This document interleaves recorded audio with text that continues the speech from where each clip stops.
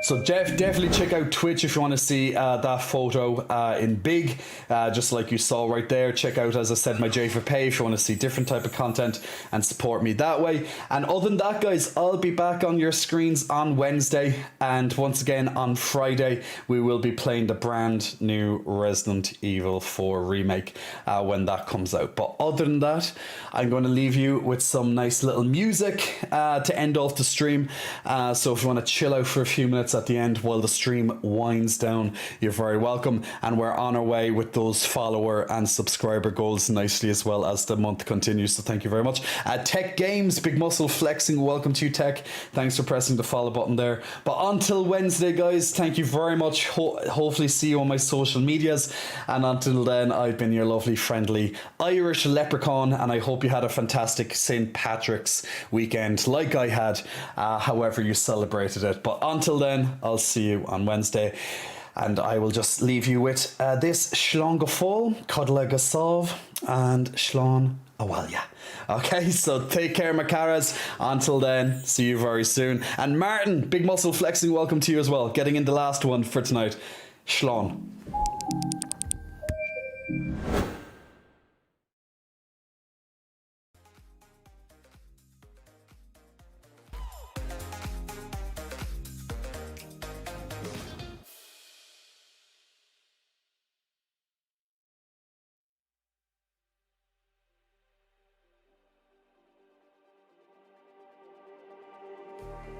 Just like the street lights lit this town, like a fire in a blaze, gotta burn it down.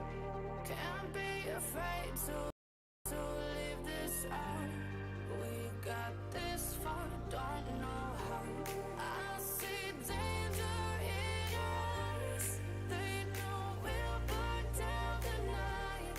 Coming just like the sunrise. You know that we gonna light it up tonight. We gonna light it up tonight. We gonna light it up just like the sunrise. We gonna light it up.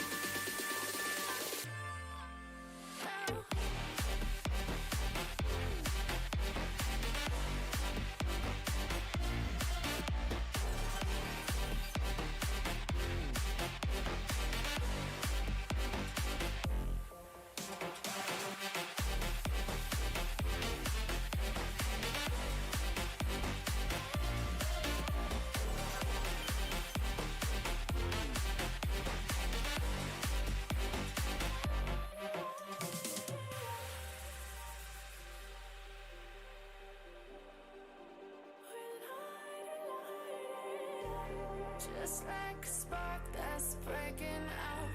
Can't make a stop, can't turn back now. We know that there's no room for doubt. No